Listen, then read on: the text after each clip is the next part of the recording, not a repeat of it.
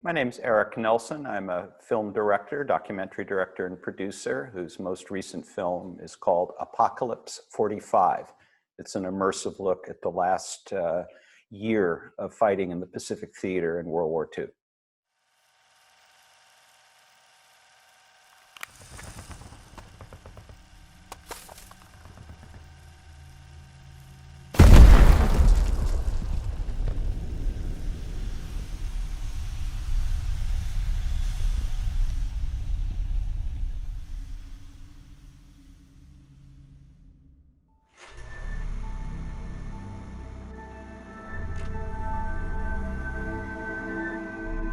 We were all Americans. We had a strong belief in this country. If I could do it again, I would for this country. I love this country. They told us that they were very vicious people, that for them to die was an honor. They were not going to give up.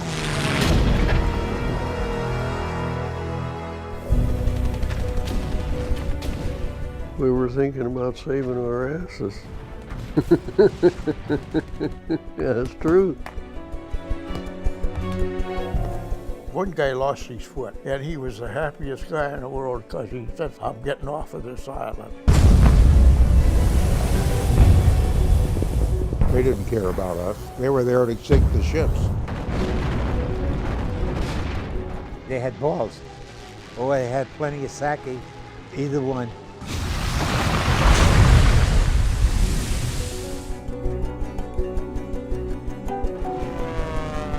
Oh, accurate, very accurate. If you pick the target and you fired with the rocket, it's going to hit whatever you aim for. I like rockets, no problem at all.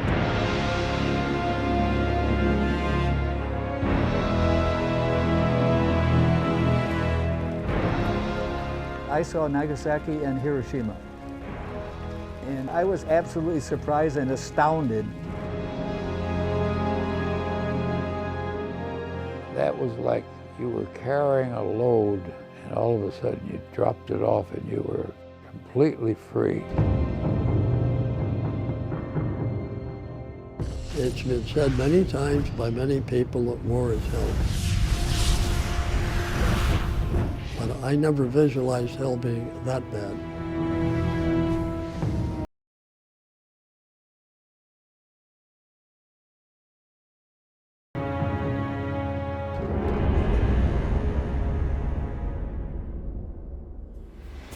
That is the trailer for the documentary Apocalypse 45, coming soon to Discovery. And this is Factual America.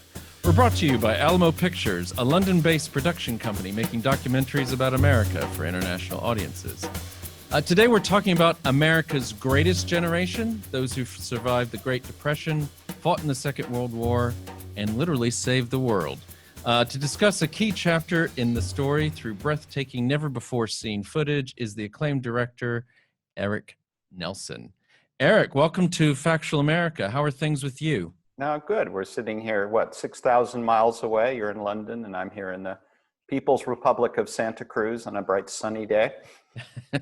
Yes, the banana slugs. Isn't that the mascot for UC Santa Cruz? Go Slugs. I'm a proud alumni of UC Santa Cruz. Well done. Well, as listeners, viewers who are watching this on YouTube will know, the film is Apocalypse 45. You've introduced it actually already. We understand it's coming soon to Discovery, but do we know when yet? Because I know a lot of people are curious. Yes, it's coming to Discovery Plus May 27th, just in time for Memorial Day, which is a very fitting time for the film, considering the subject matter. Yeah, indeed. And that's great news, because if you do even just a little search on the internet, you see a lot of people wanting to know when is this going to come out. It's interesting, yeah. There's a lot of, because we had a theatrical, a virtual release in August, September. Yeah. So there was enough writing about it, and then by the time people really started tumbling to it, it disappeared. So we're looking forward to making it available. Okay. Thanks so much for coming on to the podcast, and it's great to have you on, and also as an American citizen, though based here in the UK. But let me thank you for making this film. I think this is quite quite incredible. Now you gave us at least a log line, I think, in your intro, but maybe you can give us a bit of a synopsis of what this film's about. In the final year of World War II, in the Pacific in 1945, much of the combat at extremely close quarters was captured on color film. For some reason, the war in Europe, it was tougher to get color film over to Europe, but it was not difficult to get it to Marine and Navy photographers. So an astonishing amount of color footage was filmed of that last year in the war. So I took that footage from the National Archives and restored it very, very meticulously to 4K and widescreen, and created a 90-minute immersive deep dive into the war, but only through images and the off-camera voices of 24 men who were involved in the war. And I mean, I think you've sort of at least alluded to this already, but why did you focus on this particular part of the war? Well, obviously the tail that wagged the dog, or the dog that wagged the tail, is the footage. The last year of the war, they got better and better at shooting, and better and better cameras were out there. Also, it allowed me to encapsulate a harrowing story of that January to September, when the surrender was signed in Tokyo Bay. And the film was originally theatrically released to time with the 75th anniversary of that conflict. And frankly, with the polarization in the United States and the sort of fragmentation of our norms as a country, I felt it appropriate to do a film that was truly purple, that no one on either spectrum could have any disagreements with. And it's very tough now to do a documentary of any topic or subject without stepping on the third rail of American polarization. Yes, having interviewed a few of your colleagues, I'm aware of, and watching quite a few docs, I'm aware of that fact. And I think we can talk a little, we'll maybe get to that a little bit more a bit later in our discussion, because I thought it was very interesting, some of the things that some of the people had to say in the film. Now, you mentioned you had this footage. How did you, I mean, this stuff was at the National Archives, right? I mean, how did you find out about this stuff? Well, I've known about it since, not to betray my age, the first project I did with this film was in 1985, when I literally had to go to its original repository, which is Norton Air Force Base in San Bernardino, and get film cans and put them on a flatbed to look at some of the footage. So I was aware of this material, so it's always been sort of nagging at me. And a few years ago, I did a film called The Cold Blue, which was another immersive, I call it coincide with B-17s, that took William Wyler's footage from the Memphis Belle and turned it into sort of this tone poem of aerial combat. So I developed a relationship with the National Archives, and I knew about this footage, so there's sort of an inevitability about doing the second film. I like to think of this film is to The Cold Blue what The Godfather Part 2 is to The Godfather Part 1, where it takes the style, the director, the approach, and kind of deepens it and goes deeper, longer, and wider. That's interesting. But you don't have to watch The Cold Blue before watching this film. Oh, not at all. No, not like The Godfather. No, there's no Luca Brasi in this film. But great minds seem to have been working at the same time. When I premiered The Cold Blue, Peter Jackson was finishing up They Shall Not Grow Old, which came out about 6 months later. And then Apollo 11 came out. So it's interesting that three filmmakers had the same simultaneous idea of big screen restored history with only audio underneath it, no breaks. So there seems to be a certain inevitability to this format. So, it's... And it's pre-COVID too. I mean, right, for most of the... No, it wasn't. We finished the last shoot in Staten Island, which was not a hotbed of COVID, February 26th. We got our last footage out of the National Archives in mid-March, when things were really starting to deteriorate. And the National Archives closed 1 week later, and it's still not reopened. It would literally be impossible to do this film today. It's amazing. If I gather, there was... 700 reels? Well, there's a massive amount of material. We narrowed down literally countless reels to 140 that we deemed worthy of transfer. So we took them off campus out of the National Archives to a film transfer laboratory and used, I won't go into the technical details, but went from the raw film to actually not 4K, 6.5K, and then did one pass of restoration and then made the movie. And once the film was done and locked, we went back and meticulously did what we had to do to the 90 minutes of final footage. And how many hours of footage did you have to go through and work with?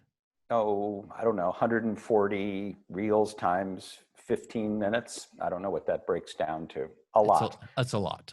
It's a lot. Yeah. And I went through all of it and picked the selects and sort of went through it. This isn't the first. I mentioned the cold blue. This, in a strange way, there's a through line to my work, starting with the film Grizzly Man, which I produced in 2005, which was a film based on another director's work. In essence, it's the making of a movie with footage filmed by Timothy Treadwell. And then I did a film called Gray State in 2017, which was another documentation of a death spiral of a conspiracy nut who went too far down the rabbit hole, culminating in the murder-suicide of his family. Real cheery, fun ride there. Then the Cold Blue, which took William Wyler's footage, and now this film. So there's kind of I won't say I have a brand, but there's something about taking footage that was filmed perhaps for a different purpose and reversioning it and telling a different story with it. You bring up an interesting point. So how did this footage come about? I mean, were cameramen embedded with these units? Yeah. In fact, we have footage in the very beginning of the film shot in Tarawa in 1943, where FDR specifically said, I want you as the President of the United States to film this battle, and I want to bring home the cost. So there's footage that was never shown during the war, but there's footage of a few American bodies on a sandy beach, which no one had really ever seen before. Some World War II historians I was working with had never seen this before, but it was part of Roosevelt's commission. So they had cameramen embedded on the flight deck of aircraft carriers as kamikazes are heading straight at them, and these guys are continuing to film. Our Iwo Jima footage, a good deal of that footage was filmed by a cameraman who was killed on Iwo Jima. He was sealed up in a cave alive. He was wounded and they had to seal the cave with him in it. And his body has never been found. So men literally died to make this footage. And it's not only harrowing combat, but there's some very quotidian other details in the film that to me are equally as powerful. And we had to balance the material. Well, yeah. So as you point out, I mean, I think it's we haven't mentioned it, but there's even some John Ford footage, isn't there? Yes, that was the big discovery that John Ford, who was the Zelig of early World War II, he was on the flight deck of the Hornet when the Doolittle Raiders launched. Then he went back to Pearl Harbor, and while he was at Pearl Harbor, before he went to Midway, he filmed some footage for his buddy Greg Toland, Citizen Kane photographer Toland. And best year of our lives, William Wyler, I might mention. But he picked up some footage for a Pearl Harbor film that Toland was doing. Some of that footage appeared in Toland's documentary in black and white, but we discovered the raw color camera loads, which was a real revelation. No one's seen that stuff before. It's amazing. I mean, but yeah, William Wyler, John Ford, but most of these guys were just these cameramen. Most of these guys are just Army cameramen, and their job was to get right in the front lines. If I'm, we can say it, right in the middle of the shit and keep filming. Yeah. And so this film is dedicated to them, as well it should be, because they captured some extraordinary images, and bits and pieces of this stuff has been seen in every World War II documentary ever made. Yeah. But what we did was we were on a different hunt. We were looking for a different tone, a different feel, and a different kind of approach. So this is not a World War II documentary. This is not something traditional. It's really trying to do something. We were hunting different. We were hunting bigger game, if you will. Yeah. I have to agree with you. So there was there might be a snippet here and there that I think I remember. Maybe I've seen that little bit, before. Like you said, it's been in every World War II doc. But what struck me is, besides being all in color, So, if you're of a certain age growing up in the United States, you have this view of World War II and it's all black and white and whatever. But I thought I was watching Vietnam War footage. Well, you that's know, it. It you has the know, same level of immediacy as the Vietnam War footage, which again has been used before. But what usually happens up to now in World War II documentaries, it's either used in black and white, it's never used widescreen. If it is widescreen, it's squashed and vague. But through 4K, we finally have the technology to make it sharp, put it in widescreen without any loss of material. And also, again, the approach, we're not trying to tell now this happened and now this happened and now we're going to see this. It's very much an impressionistic, the Koyaanisqatsi idea from the Cold Blue sort of hung over into this to some degree. And I have to say, I mean, to the listeners of yours, and this is not meant to put anyone off the film. It's not easy watching some of it. I mean, this is war. I mean, this is very realistic. I think in a way that I've never seen with regards to the Second World War, certainly. Well, that's it. It is. And those are the images that were censored. These guys kept rolling and they saw this. We went from their raw film reels. So they're respectful. They don't, there's not a lot of footage of American dead, but there are some shots which we used. And there's a lot of material we didn't use. Believe me, there's some things that were truly, I was really shocked that they were filming some of this stuff, especially the Japanese civilians throwing themselves off the cliffs. There's a lot of footage that we didn't use that we just pulled back. And we refer to it in the film as a war without mercy. There was a real high degree of dehumanization. It was a absolute total war, racist, uncompromising, both sides. And there was no quarter given, no quarter asked. And that's a part of this story too. And the vets we talked to in their 90s, which are obviously such an important component, they still, quote unquote, go there. So this isn't a film that tries to be politically correct, because that's not a part of it. And again, this film sort of exists outside the vortex of traditional documentaries that are being made. It doesn't really fit in any particular genre of quote unquote feature docs that go into theaters or go on to streaming services, which is why Discovery really deserves a huge amount of props for funding this and for enabling it to be made. I'm glad. That's a good point. And give a shout out to Discovery, because I must admit, when I saw this, after I watched it and then saw that it hadn't been released, I was like, maybe they're having second thoughts, because this is, I think it's quite brave to put this on.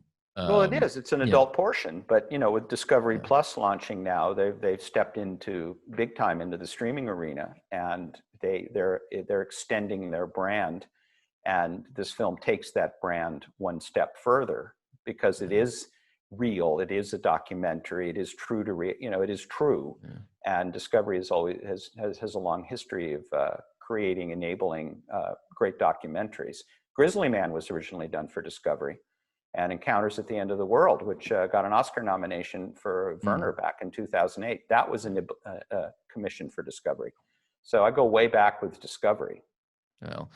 Well, again, thanks again, Discovery, for getting this out, because I was even going to, you've already said it. I mean, I was going to ask you if you had to hold back at all, because I mean, some of these, we don't, I think of any doc that I think I've watched recently that we've discussed on this program, this is one that I'm especially not going to go into too much discussion or detail about the actual film itself in terms of the story and what you'll see, because I think one of what's I found personally so powerful was not knowing what I was getting into when I watched this thing and watching it unfold, and realizing, that this is all real footage and just vivid and real life, and it's like straight out of in your living room type stuff from the Vietnam War, which I'm sure some of our listeners will think is a really long time ago. But even there, I mean, there's always been sort of this disconnect, I always felt like, between everything pre-Vietnam it's kind of a different conception of what war was like, and then we have Vietnam and everything. Well, Vietnam was, allegedly the first televised war. It was the war that was brought into here, the living room war, as they call it. And World War II kind of wasn't, but actually it was. It was just that there was no place to use this footage. And in quote unquote traditional World War II documentaries, from Victory at Sea to World at War, those are in black and white. And there was a certain amount of censorship involved with can we show this, should we show this? But this film is by no means Faces of Death, and I don't want anyone to think exactly. it isn't. And it could have been, and I think the reason Discovery didn't, I think there was a bit of shell shocked them when they first saw it, but the reason that we did so few editorial changes was we were respectful, we were careful. I completely agree. And one last thing, well, not last thing, but one thing I wanted to ask you then is, and then we're going to take a little break here for our listeners. But I mean, you already said you were kind of aware of this since some of this, at least since 1985. What did you think when you first started watching this? I mean, did anything really surprise you? No, just that, oh my God, this exists and how come it hasn't been used properly? To be honest with you, I've always known that having done just more traditional World War II documentaries, a number of them for Discovery, some for the History Channel, some for National Geographic. I've always tried to push the boundaries, but I've never was able to make a film that really got it before. So I've been aware of it, but yes, by being able to go into the 140 reels and look inside the reels and notice, oh my God, look at that, look at this. One of the scenes that's most powerful for me, and if you've seen the film, you'll know what it is not, kamikazes smashing into flight decks or the ruins of Hiroshima. It's a traumatized American soldier coming out of the mud holding a white rabbit. That to me is if I had to say, if someone said, well, director's message, I would say that shot with what the veteran is talking about behind it. I completely agree. I was about to say, because I remember what that veteran was talking about when in that scene, and I think that's a very good point. Let's have a quick break, and we'll be right back with Erik Nelson, the director of Apocalypse 45. You're listening to Factual America. Subscribe to our mailing list or follow us on Facebook, Instagram, or Twitter at Alamo Pictures to keep up to date with new releases or upcoming shows. Check out the show notes to learn more about the program, our guests, and the team behind the production. Now back to Factual America. Welcome back to Factual America. I'm here with Erik Nelson, acclaimed director, producer, and writer. You've got a filmography that we could spend the rest of the podcast just listing. But today we're talking about Apocalypse 45 coming soon. What was it, May 27th? May 27th, yes. And for those, we have a lot of listeners in the U.S., and so that's Memorial Day weekend. So we were talking about this incredible archival footage that the National Archives gave you access to and that you've restored lovingly. But was there sound with the footage? No, and that like The Cold Blue, that was very challenging. All of the sound in the film was laid in. Our sound designer, David Hughes, I didn't know this when we started working together, but it turns out he's a serious guy. And the film he did before The Cold Blue, which he did, was Black Panther. He was the sound designer of that film. So he has an incredible ear and an access to an incredible library of materials. So I think he slums working with me, but he did an extraordinary job, along with our editor, Paul Marengo, who did a lot of the sound editing as well. So a bit of sound, and then it's wedded with the music from our composer, Mark Leggett. So it's 360-degree, designed to be seen and heard in a big theater. And I haven't spoken to Discovery yet, but assuming theaters are starting to open again, we're hoping we can have some big screen showings in big venues, because this film is designed to be seen on the biggest screen possible, whether it's in a movie theater or on your home screen. And that's what's great again about a streaming service, no annoying commercials.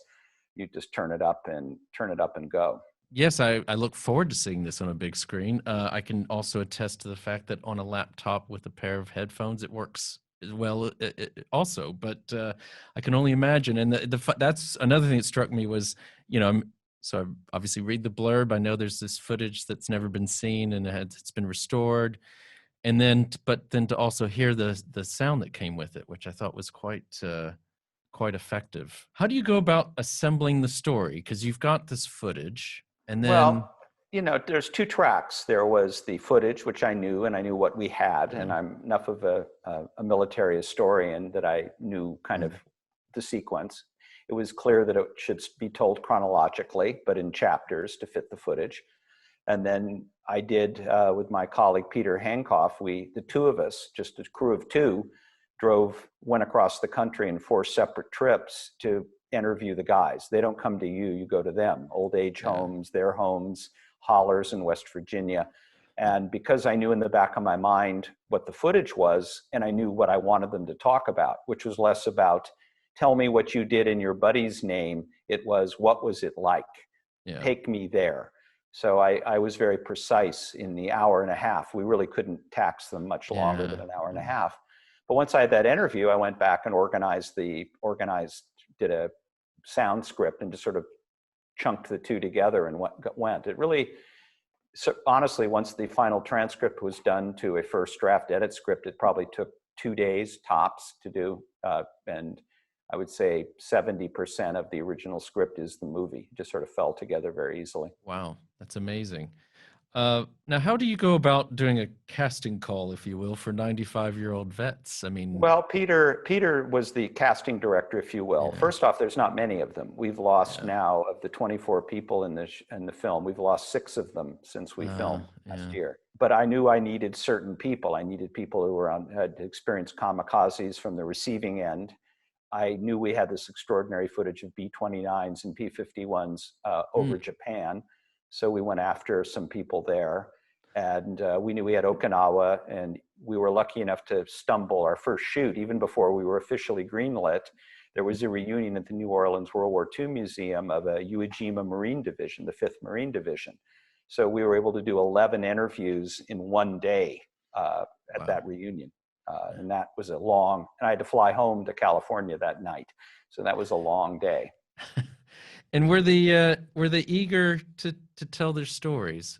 I think so. I think they're eager to tell the stories, but I think some of them realized pretty quickly that I was hunting different game than they were used to in the interviews, but there was never a reaction against it. I'm familiar enough with the stories, and I have such a deep and abiding respect for what they did. I tried not to ask stupid questions, and I could be precise enough. And because I knew once we got going, I knew what a lot of the answers would be. For instance, you talked about the quote, greatest generation. I know for a fact, having done the Cold Blue, that almost not a single member of the greatest generation thinks they're a member of the greatest generation. They think it's David McCullough hype. They just think we had a job to do and we did it. We were tough kids who came out of the Depression, and for us, getting in the Army, having 3 squares a day and good clothes was an upgrade. And that's something that I tried to reflect in the film. Now, were they a self-sacrifice? They were a different generation. And I think that's what we say in the film. They were a different generation. As you said, there's a variety of opinions. They're concerned about what's happening today. It's not just one. I think at least 2 or 3 say something about, well, it was both, all religions or Democrats and Republicans working together. There was a strong, I asked those questions deliberately. I mean, I did the interviews in October of 19 through February of 2020 with the election and the craziness coming. But any sentient human being knew that this fall was going to be a metaphorical bloodbath. I didn't know it'd become a literal bloodbath in January, but the film had long since been delivered. But I wanted to touch on that because I wanted the film to be relevant to America today. And one would think that a film that's about World War combat in the Pacific Theater in World War II is not relevant, and I really disagree. This film in its own way is a political statement by not being a political statement, if that makes any sense. Yeah, I think so. And I think, I recall one of them says he can't understand, because from the American standpoint, I have to always remember I'm living in the UK where World War II was a lot longer than it was for the US. But, for most Americans, World War II was December 41 to September of 45.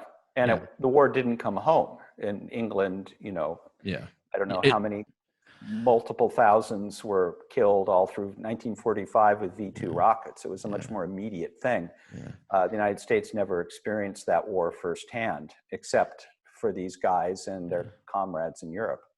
But as one of them I think says, we had this war, there's beginnings and ends, and then we were in Vietnam for like 16 years or something. They don't, these long protracted wars, they don't. Well, there was a definition. Don't understand it. It was the quote good war. It was a war that had a clear beginning, clear bad guys, and a clear ending, and we prevailed. There's a lot of ambiguity and a lot of things. We talk about the bombing of Hiroshima and Nagasaki because you have to, but again, it's their words, not mine. And we have one. I don't think I'm breaking reality since the film starts with it. We have a Hiroshima survivor beginning and taking us through Hiroshima. So, there is ambiguities, but it was a more clear-cut conflict. You have a great press pack, by the way, and you have great quotes from all the 24 who you interviewed. And Issei Nakagawa was he starts off the film singing this folk song, which is it's from El Cerrito, California. I've been to El Cerrito. I've spent a right week in El above Cerrito. Berkeley. Yeah, I've friends of mine I've lost touch with, but yeah, I've spent a week in El Cerrito. But a Japanese American who happened to get stuck in Japan for the war and then survives Nagasaki, Hiroshima. Hiroshima. I mean, that's amazing. And then he ends up meeting Frank Oppenheimer. Right, brother of Robert Oppenheimer. Yeah. Who says that we've now the genie is out of the bottle and can't be put back in. And his experiences are. We're so fortunate to have him a part of the film because in a strange way, he balances things. We would have been wide open for criticism if we just had American vets talking about killing Japs, which is pretty much the way they talk. Again, they don't pull any punches and you're not going to ask them to. Yeah. But by having his presence in the film, it balances things off to some degree. I mean, that's it. You raise the subject in the film, which is you had to. It would have been ridiculous if you hadn't, about whether it was right or not. Not so much that but there's this discussion about, was it, they have the different views about whether it was right to drop the bomb or not right to drop the bomb. And it's in hindsight, and again, no one cares about my opinion, but in hindsight, everything's different. People didn't know the bomb was going to work when they first dropped it. People didn't know what it did to people. They'd only tested it 2 weeks before, 3 weeks before. So what we now know about the impact of the atomic bomb, no one knew when they dropped the first one. Had they known, they still would have dropped it, by the way. I'm just saying. Yeah. And there's an argument that had they not dropped it, someone was going to drop it. And it was only the magnitude of the catastrophe and of Hiroshima and Nagasaki that literally stopped any further weapons from being discharged. They were like poison gas. They're taboo. They weren't dropped. Yeah. So, and the other point is, if you weren't there and you weren't training to do the invasion of Japan, they certainly have a different perspective on the end of the war that most likely are not saved their lives.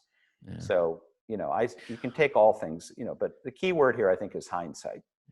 I mean, I thought I had not heard that line, Golden Gate in 48, Bread Line in 49. I mean, Operation Olympic and Coronet. I think Coronet was the first one, or Olympic was, I forget the name of the operation, but November 45 was the invasion of Kyushu, where hundreds of thousands of Japanese soldiers were good to go with a massive amount of kamikazes, and they knew exactly when we were supposed to come.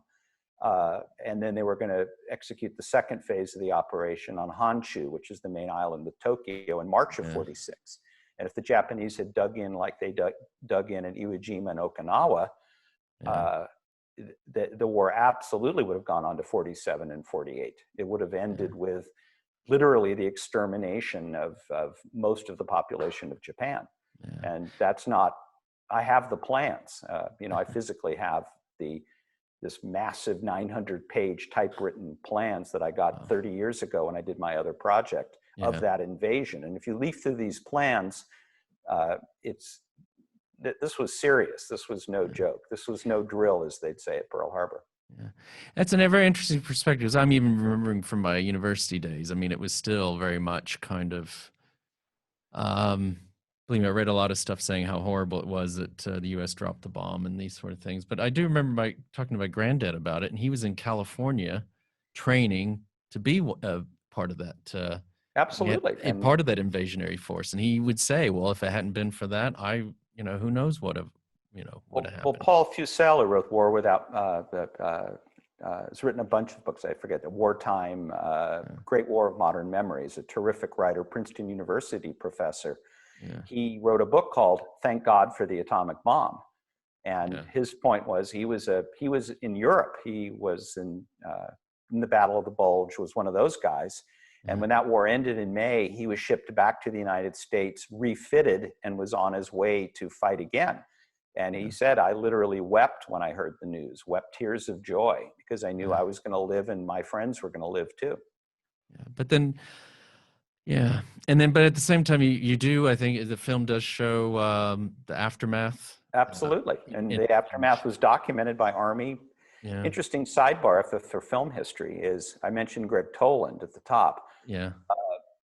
The gentleman who filmed the Hiroshima footage was a Japanese cinematographer named Harry Mamura. Harry Mamura came to Hollywood as a son of a rich Japanese. He wanted to get into film. So in 1929, he came to Hollywood to learn the trade of being a cinematographer. And his teacher, Greg Toland. He went back to Japan in the late 30s, shot Japanese propaganda films, just like John Ford was doing, worked with Kurosawa. And then when the war ended, they were looking for a cinematographer who grew up in Hiroshima. Guess what? Harry Mamura got the call. So when I was putting that sequence together, I noticed the footage was, this is before I knew any of this, by the way. I noticed the footage was really, they had dollies and cranes and, they were trying, it was shot that the street cars, he seemed to have a fetish with cars. Yeah. So I cut the material the way that I felt the cinematographer wanted me to. And then I noticed on the slate, Mamura, and then I discovered the Mamura connection.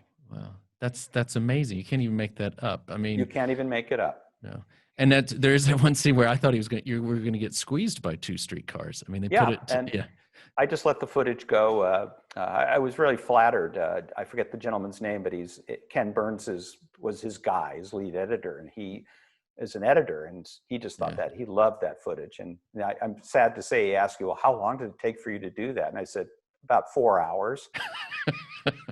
It did. It literally, we sort of threw it together in one day because the footage wanted to be cut a certain way. It was like, well, let's take all the dolly shots and all the streetcar shots and mix them together. Okay, are we done yet?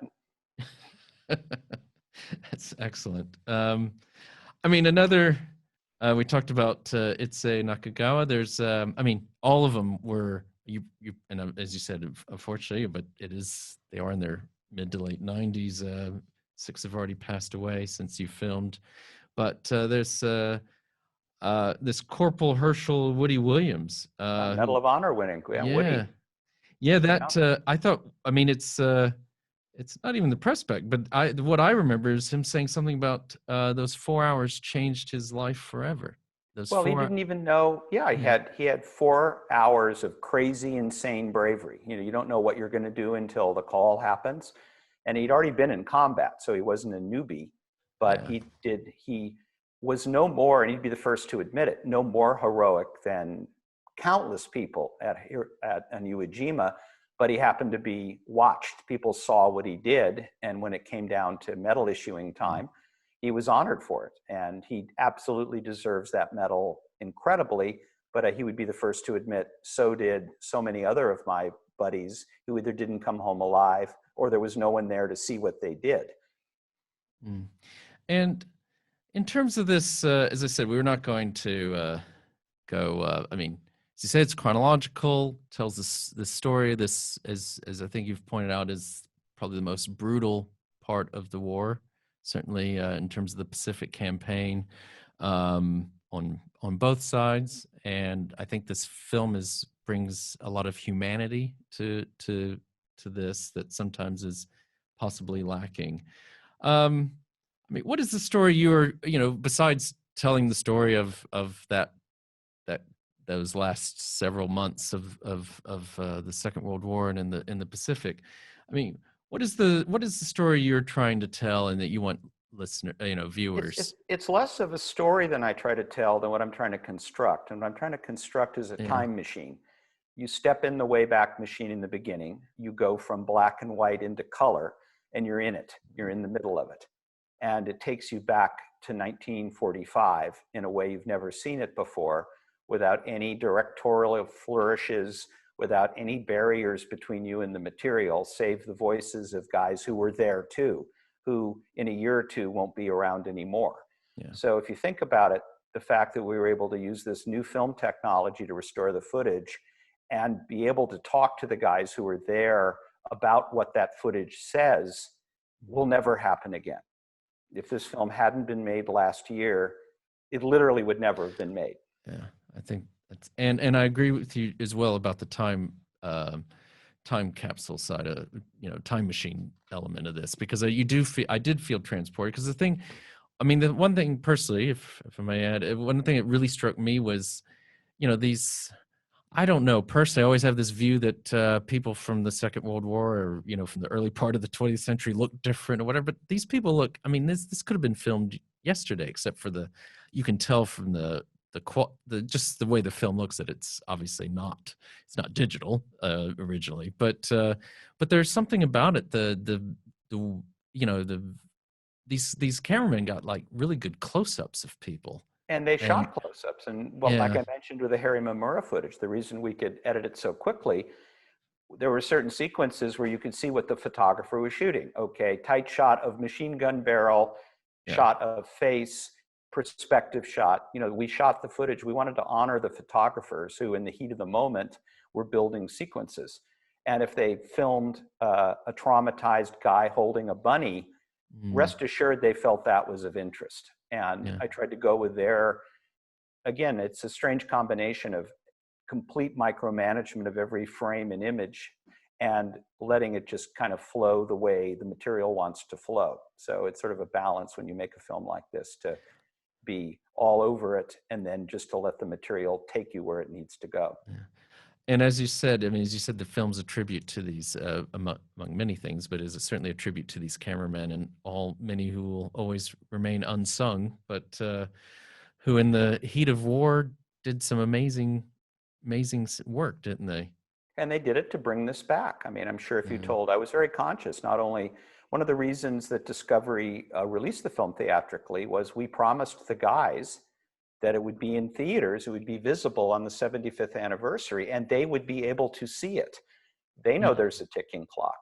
So when I mentioned kind of the odd release pattern of the film, it came out briefly in August, September, but that was as much for the guys as it was for any, there's not a lot of money to be made there.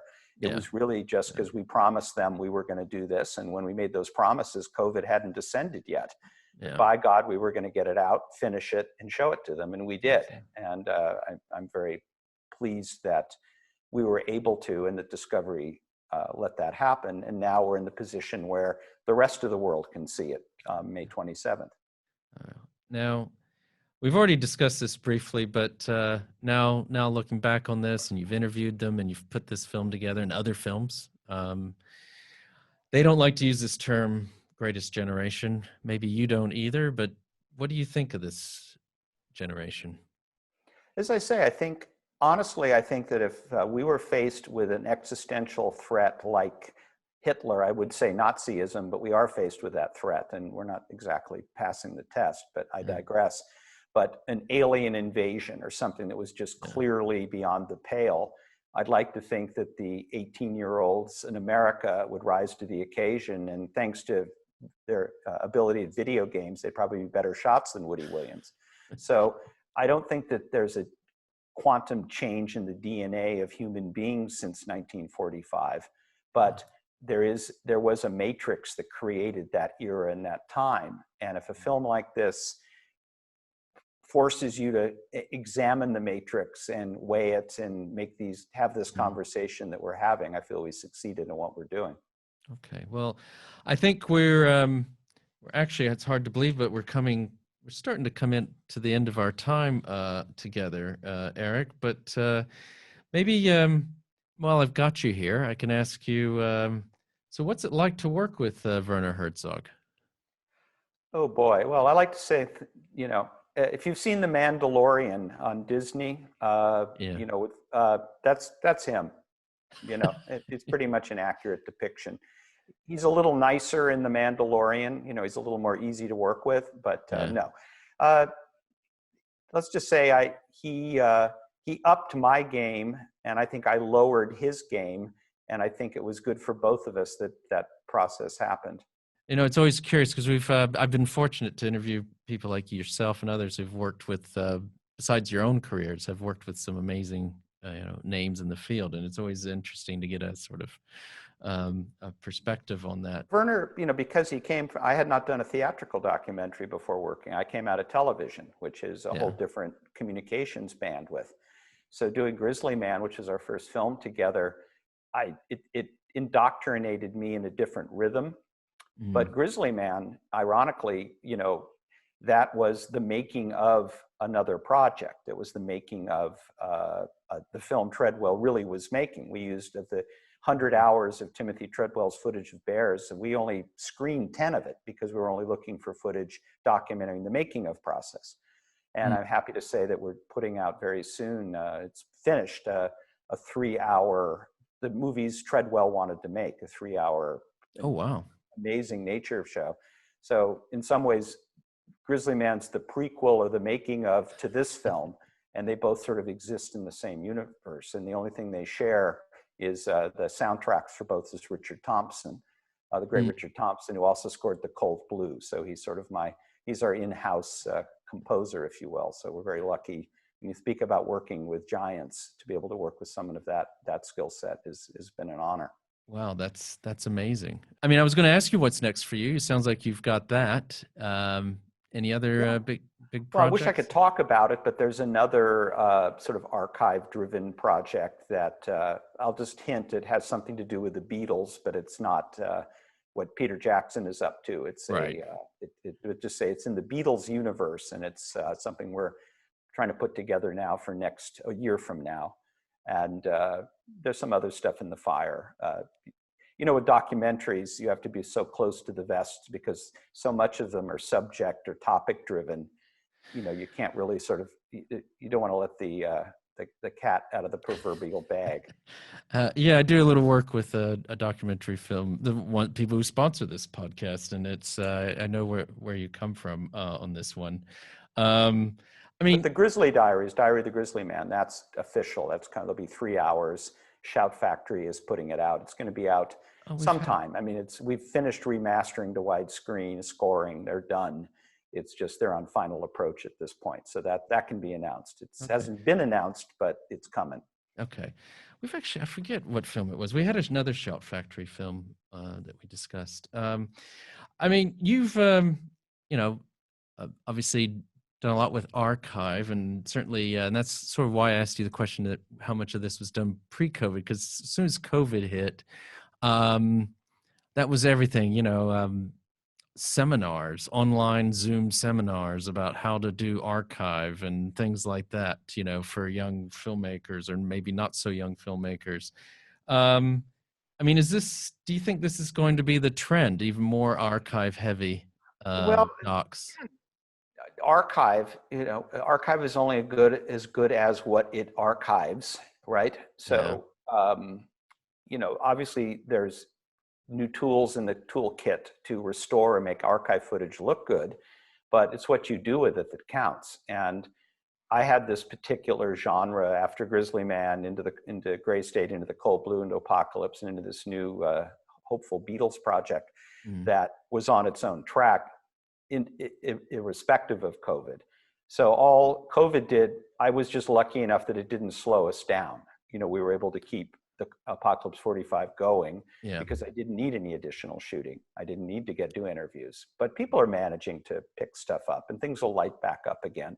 So, I think it's not as function of the material, it's how you use the material in your approach. And I'm fairly my style as a filmmaker, dare I say, is fairly rigorous, and I have a certain way of approaching it and a philosophy behind how I use archive. And this concept of constructing a time machine is certainly something I'm very conscious of, is to try to put you back into the moment, into the era with as little distraction as possible. Well, I think you've definitely achieved that. So thank you so much Thank you. for making this film. One last thing. I mean, if people want to just follow you, what's the best way? We'll put things in the show notes. But Google my name and spell it correctly with a K, Erik Nelson, at Creative Differences, and it should take you to our website. So as simple as that. But cdtvfilms.com. But simple Google should, and I'm not saying all the stuff that comes up in Google I want people to see, but if you want to root around, I'm sure you can find the appropriate stuff. And let's see, my films, I did a film about Harlan Ellison, Dreams with Sharp Teeth. That's on Amazon Prime. okay. And I did an insane dinosaur animated film narrated by, wait for it, Werner Herzog, with Discovery, called Dinotasia. That's also on Amazon Prime. Okay. And A Gray State was just on Netflix, and just when conspiracy culture was reaching its apex and everybody was talking obsessed with QAnon, the contract lapsed. So it just dropped off Netflix in December, much to my chagrin. So we're trying to get that back up somewhere so people can see it, though it's on Apple iTunes or whatever. But the stuff's out there. But thank you, Jeff Bezos, to keep my Harlan Ellison. And who doesn't want to see an animated dinosaur movie narrated by Werner Herzog? Hey, I've got children. I think young children who are dinosaur mad. I think they might be. It might be one for them. Something for dad and something for lad. Yeah, there you go. Well, thank you so much, Erik. It's been a joy having you on. Really appreciate it. It's been a pleasure, and this is a great series, and I wish the best of luck to you, you and Alamo. Well, thank you so much, and best of luck with you. And yes, we'll put some of these some links to these films in the show notes. I look forward to catching up with your filmography. So just to remind our listeners again, we've been chatting with Erik Nelson, the director of Apocalypse 45, coming out May 27th on Discovery. I highly recommend. It's certainly not your typical World War II documentary. Thanks to a big shout out here to This is Distorted Studios here in Leeds, England. Also, Nevena Paunovic, our podcast manager, who ensures we continue getting such great guests onto the show, like Erik. And please remember to like us and share us with your friends and family, wherever you happen to listen or watch podcasts. This is Factual America, signing off. You've been listening to Factual America. This podcast is produced by Alamo Pictures, specializing in documentaries, television, and shorts about the USA for international audiences. Head on down to the show notes for more information about today's episode, our guests, and the team behind the podcast. Subscribe to our mailing list or follow us on Facebook, Instagram, and Twitter at Alamo Pictures. Be the first to hear about new productions, festivals showing our films, and to connect with our team. Our homepage is alamopictures.co.uk.